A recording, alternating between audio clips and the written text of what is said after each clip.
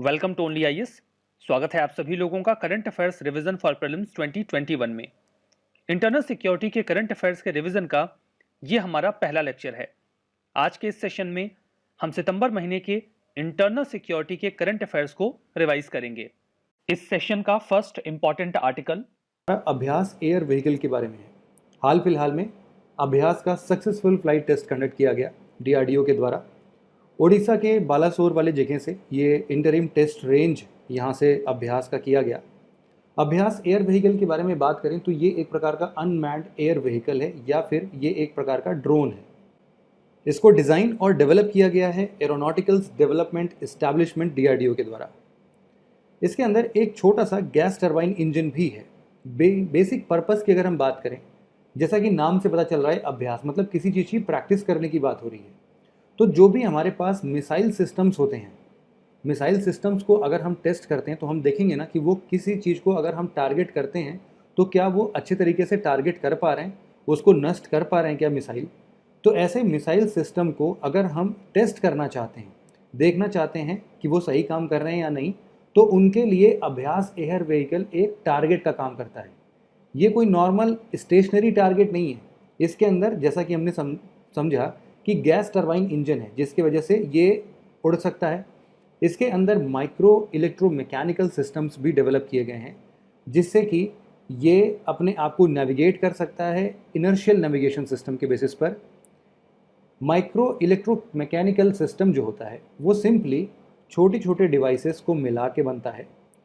वहाँ पर वो लोग मैकेनिकल और इलेक्ट्रिकल कंपोनेंट दोनों का यूज़ करते हैं जिसके बेसिस पर हम उसको हवा में कंट्रोल कर सकते हैं या फिर अपनी डिज़ायर्ड रिजल्ट के लिए काम करा सकते हैं।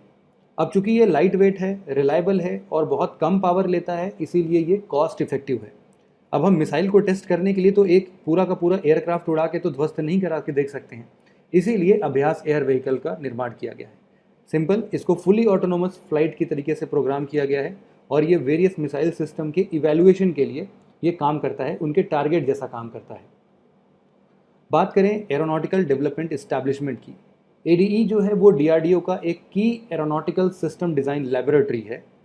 इसके अंदर हम लोग अनमैन्ड एयर व्हीकल से related state of the art technology design करते हैं, डेवलप करते हैं और साथ ही साथ जितने भी एरोनॉटिकल सिस्टम्स और उनके लिए जो भी टेक्नोलॉजी की ज़रूरत होती है, जैसे कि हमारे इंडियन आर्म्ड फोर्सेस को कुछ भी रिक्वायरमेंट होती है इस फील्ड से रिलेटेड, तो ये एरोनॉटिकल डेवलपमेंट एस्टैब्लिशमेंट बना के देती है। अगला आर्टिकल एक्सरसाइज इंदिरा 2020 के बारे में है। क्या कंटेस्ट है? देखो, इंडियन ओशन रीजन में अभी फिलहाल इंडियन नेवी के द्वारा हाई ऑपरेशनल अलर्ट जारी की गई है क्योंकि चाइना के साथ टेंशंस हैं। इन्हीं टेंशंस के बीच इंडिया और रशिया मिल के बायलेटरल नेवी एक्सरसाइज कंडक्ट करेंगे जिसका नाम है इंदिरा 2020। अंडमान सी में ये एक्सरसाइज कंडक्ट की जाएगी जो कि स्ट्रेट ऑफ मलक्का के बिल्कुल नज़दीक है। आप ये मैप देखिए, ये है स्ट्रेट ऑफ मलक्का और ये है अंडमान सी जहाँ पर ये एक्सरसाइज कंडक्ट होगी। स्ट्रेट ऑफ मलक्का जो कि इंडिया के पास एक तुरूप का इक्का है। चाइना के जो शिप्स हैं वो देखो यहाँ से होके गुजरते हैं। एक्चुअली मैंने आपको बताया था ना, पिछले 2-3 दिनों से एक दिक्कत आ रही है, जब भी ये पेन चलाता हूँ तो हैंग हो जाता है। अभी शायद फिर से हो जाए। पूरा विंडो फिर से रीइंस्टॉल कर लिया, सॉफ्टवेयर से रीइंस्टॉल कर लिए, बट ये प्रॉब्लम ठीक नहीं हो रही है। देखते हैं। खैर, तो ये जो स्ट्रेट ऑफ मलक्का जो है ये यहाँ से चाइना के शिप्स होके गुजरते हैं और इसको अगर ब्लॉक कर दिया जाए तो चाइना पर नकेल कसी जा सकती है। ये एक्सरसाइज स्टार्ट हुई थी 2003 में और पहली बार joint tri service exercise conduct हुई 2017 में। चलते हैं आगे। Important article hypersonic test demonstration vehicle के बारे में है। क्या कंटेस्ट है? डीआरडीओ के द्वारा सफलतापूर्वक इस व्हीकल का टेस्ट किया गया। ये क्या है? ये देखो, अनमैन्ड स्क्रैमजेट डिमॉन्स्ट्रेशन एयरक्राफ्ट है जो कि ट्रैवल कर सकता है हाइपरसोनिक स्पीड पर। हाइपरसोनिक स्पीड कौन सी स्पीड होती है? देखो, अगर कोई स्पीड साउंड की स्पीड से 6 गुना से ज़्यादा होती है तो उसे आप हाइपरसोनिक स्पीड कह सकते हो। डिस्कशन को आगे बढ़ाने से पहले हम स्क्रैमजेट का मतलब जान लेते हैं। और स्क्रैमजेट का मतलब जानने से पहले हम रैमजेट का मतलब जानते हैं। देखो, जो नॉर्मल जेट इंजन्स होते हैं उनको थ्रस्ट प्रोड्यूस करने के लिए दो चीज़ों को कैरी आउट करना जरूरी होता है, एक फ्यूल और दूसरा ऑक्सीडाइजर। ऑक्सीडाइजर क्या करता है? ऑक्सीडाइजर फ्यूल को बर्न करता है, और फ्यूल तो फ्यूल होता ही है। लेकिन रैमजेट एक ऐसा जेट इंजन होता है जो ऑक्सीडाइजर को कैरी नहीं करता। जब एयरक्राफ्ट आगे की डायरेक्शन में मूव करता है तो हवा से सामना होगा, उस हवा को ही कंप्रेस करके ऑक्सीडाइजर को इकट्ठा कर लिया जाता है ताकि फ्यूल को बर्न किया जा सके। समझ गए? मतलब नॉर्मली जेट इंजन्स में फ्यूल और ऑक्सीडाइजर की आवश्यकता होती है, दोनों को साथ ले जाना पड़ता है। लेकिन रैमजेट में क्या होता है, फ्यूल को तो साथ ले जाया जाता है, बट ऑक्सीडाइजर की जो आवश्यकता होती है ना, वो हवा को ही कंप्रेस करके हासिल कर लिया जाता है।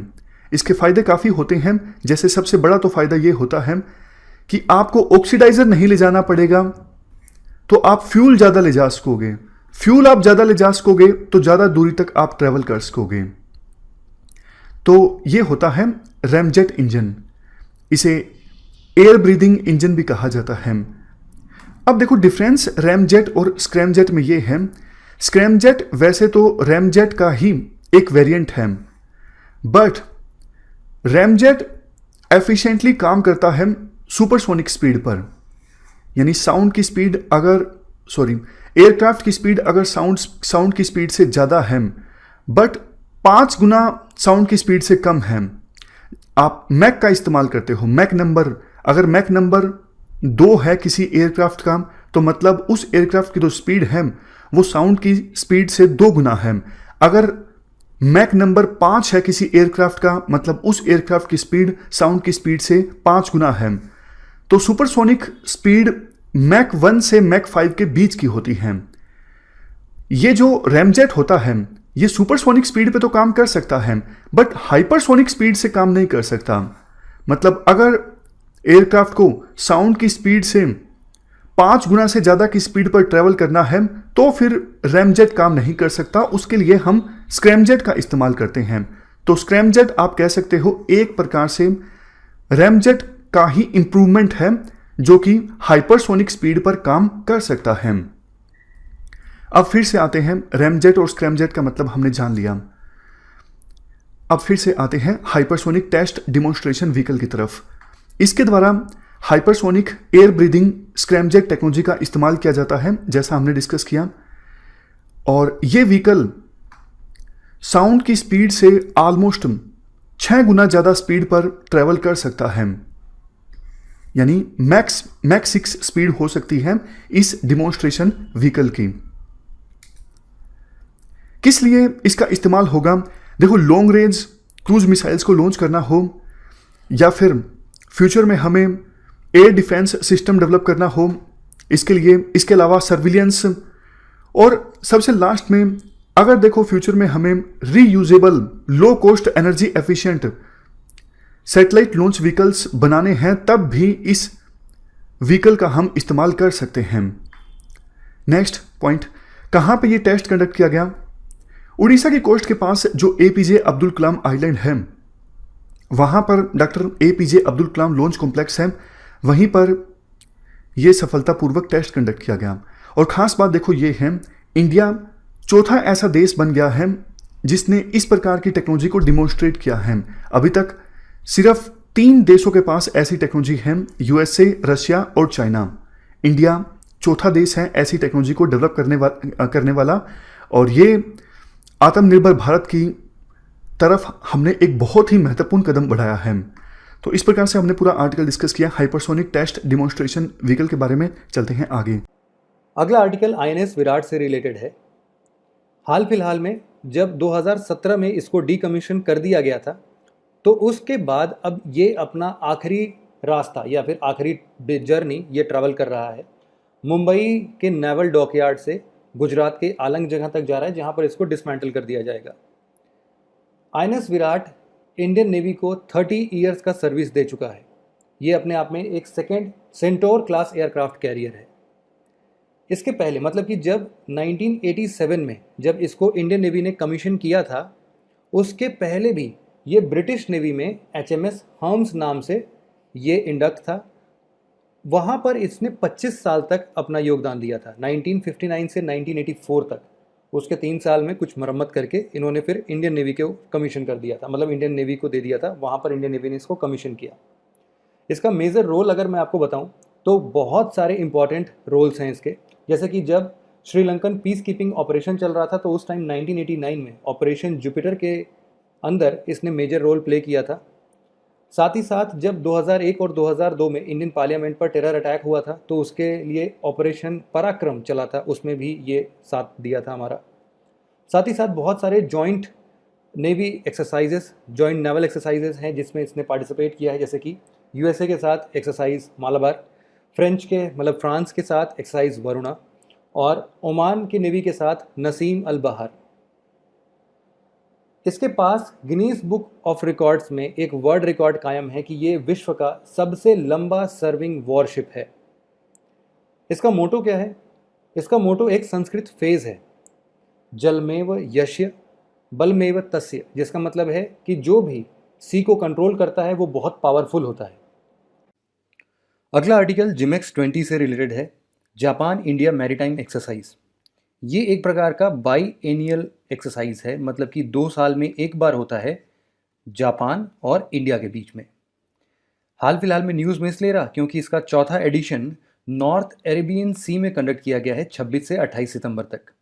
इस एक्सरसाइज के अंदर इंडियन नेवी और Japanese maritime self defence force participate करती है। इस एक्सरसाइज का मेन मोटिव होता है कि हम लोग मैरीटाइम सिक्योरिटी को ऑपरेशन को थोड़ा मजबूत बना सकें, इस पे स्पेशल फोकस दे सकें। जिमेक्स 20 के अंदर में जॉइंट ऑपरेशन स्किल्स को और बड़े लेवल पर अंजाम दिया गया। इंडिया की तरफ से स्टील्थ डिस्ट्रॉयर चेन्नई और तेग क्लास का स्टील्थ फ्रिगेट तरकश और फ्लीट टैंकर दीपक ने पार्टिसिपेट किया था। एक बार इन तीनों के बारे में थोड़ी सी इंफॉर्मेशन कलेक्ट कर लेते हैं। सबसे पहले हम बात करते हैं INS चेन्नई का। तो ये कोलकाता क्लास का गाइडेड मिसाइल डिस्ट्रॉयर है जिसको कि इंडिजीनियसली डिज़ाइन किया गया था। प्रोजेक्ट 15A में one of the last ship है इंडियन नेवी का ये। इसके अंदर वर्टिकल लॉन्च सिस्टम भी है, long range surface to air की बात हो या फिर surface to surface missile systems की बात हो, वो सारे लॉन्च सिस्टम्स इसके अंदर हैं, जिससे कि ये ब्रह्मोस मिसाइल को भी लॉन्च कर सकता है, बराक 8 मिसाइल को भी लॉन्च कर सकता है। अगला है INS तरकश। INS तरकश जो है वो तेग क्लास का सेकेंड स्टील्थ फ्रिगेट है जिसको कि रशिया से एक्वायर किया गया था। इसके पास anti ship, anti air, anti submarine weaponry system है। इसके अंदर सुपरसोनिक ब्रह्मोस मिसाइल को भी लॉन्च करने की क्षमता है। साथ ही साथ ये नेवल गन, टॉर्पीडोस और रॉकेट्स को भी लॉन्च कर सकता है। चूँकि ये रशिया से ही एक्वायर किया गया था तो ये रशिया के अंदर एक यांतर शिपयार्ड है, वहीं पर इसको बनाया गया था। तीसरा है INS दीपक।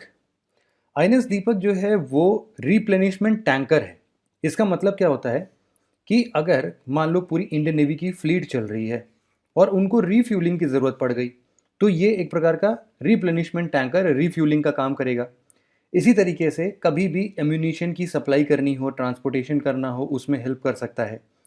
ऐसे किसी भी ऑपरेशन जैसे कि ह्यूमैनिटेरियन असिस्टेंस किसी को चाहिए या फिर डिज़ास्टर रिलीफ ऑपरेशंस कंडक्ट करने होते हैं तो भी ये रिप्लेनिशमेंट टैंकर्स काम आते हैं। साथ ही साथ ये हमारे फ्यूचर के ब्लू वाटर कैपेबिलिटीज़ को भी बढ़ाते हैं। ब्लू वाटर का मतलब होता है ओपन ओशियन। साथ ही साथ इसी तरीके से 2 और टाइप्स ऑफ वाटर डिफाइंड है मैरीटाइम में। एक होता है ग्रीन वाटर, एक होता है ब्राउन वाटर।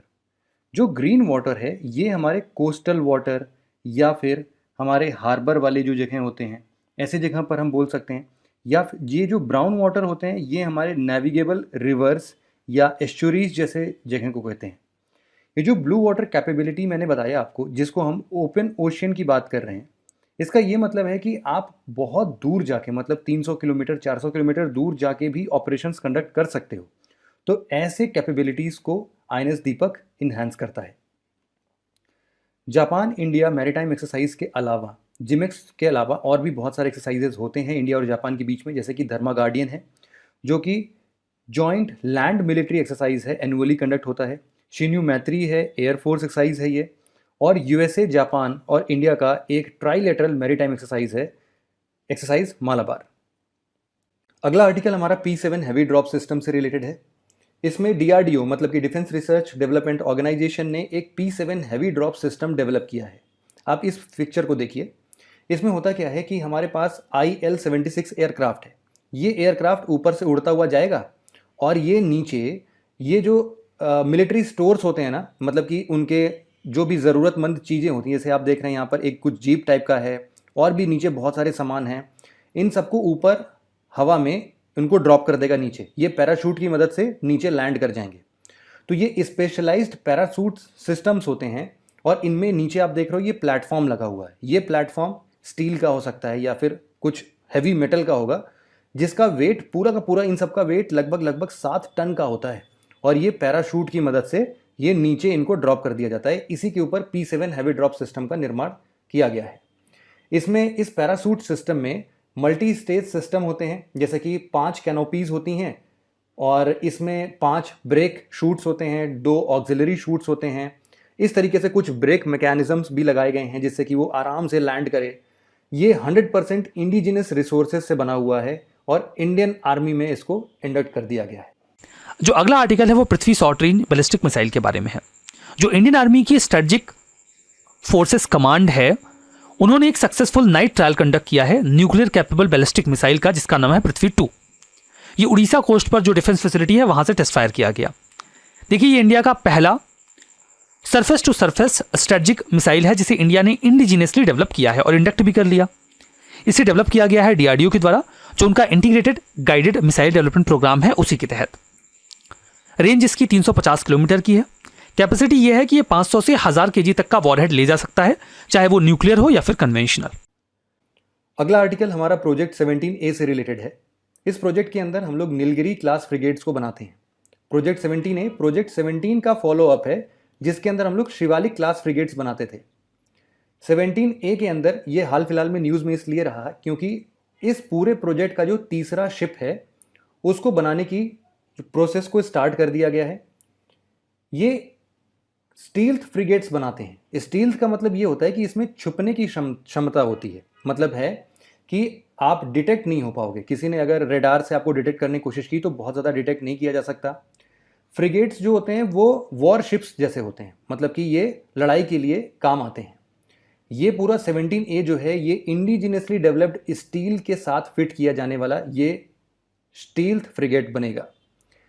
अब इसमें क्या होगा कि जो ये प्रोजेक्ट 17A है इसको इंटीग्रेटेड कंस्ट्रक्शन के अंदर में, जो कि एक प्रकार का मॉडर्न टेक्नोलॉजी है आज का, उसके तरीके से बनाया जा रहा है। जो बाकी के वॉरशिप्स होते हैं ना वो अलग तरीके से बनते हैं।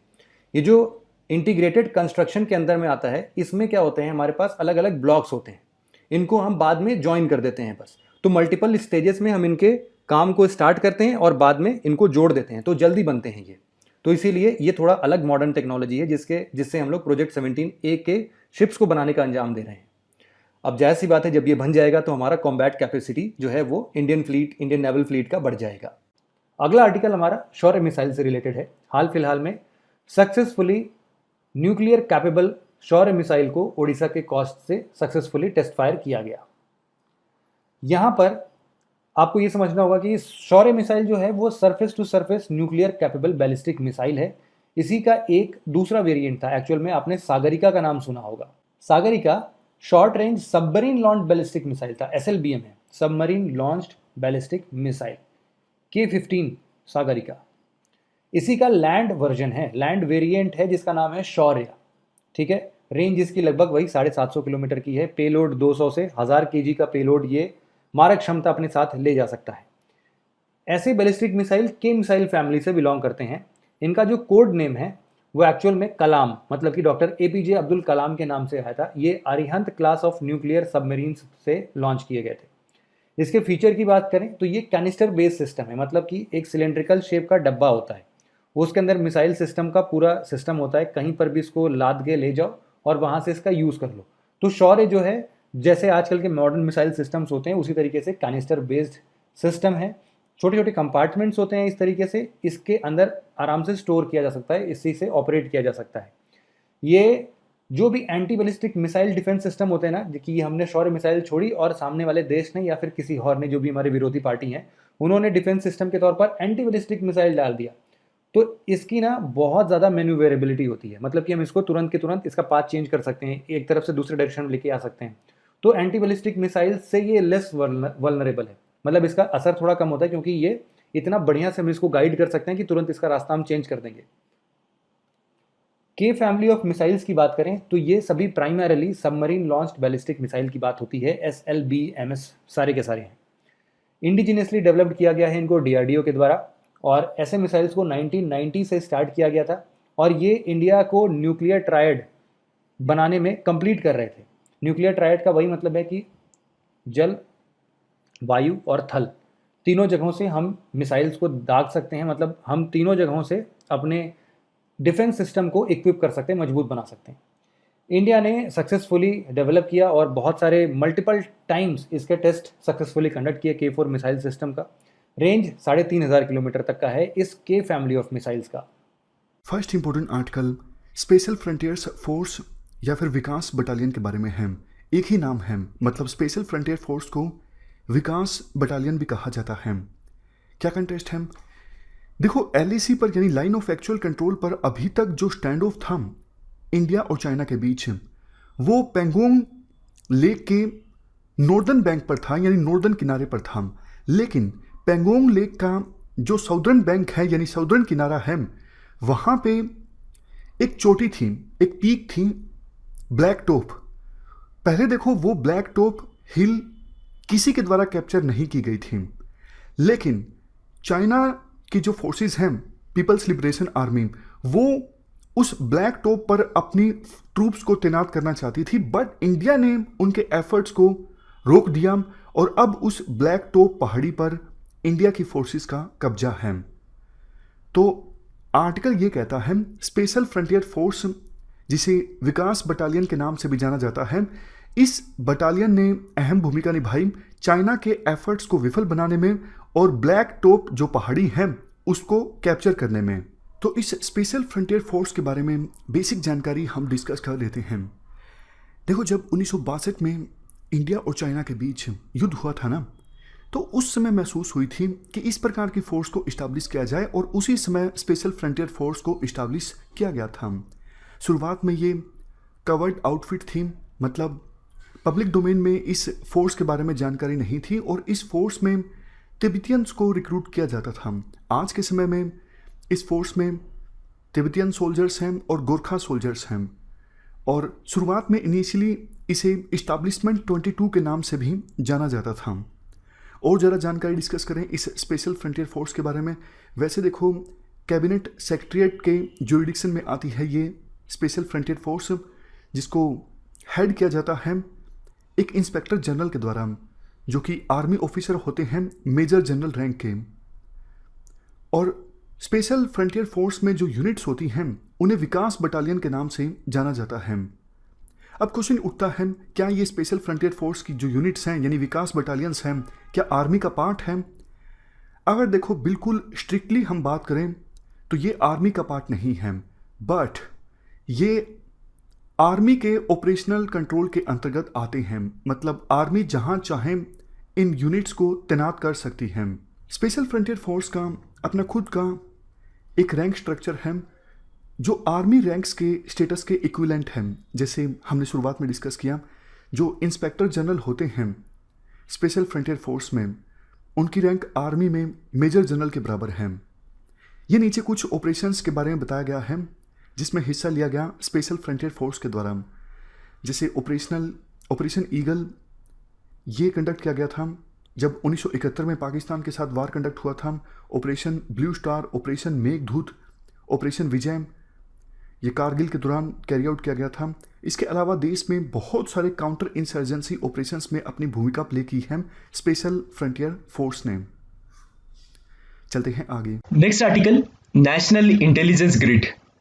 ये एक ऐसा ग्रिड है जो भारत सरकार की प्रमुख सुरक्षा एजेंसियों को जोड़ने वाला एक ही इंटेलिजेंस ग्रिड है, या फिर मैं यूं कहूं कि ये भारत सरकार की प्रमुख सुरक्षा एजेंसियों के डाटाबेस को जोड़ने वाली एक ही इंटेलिजेंस ग्रिड है।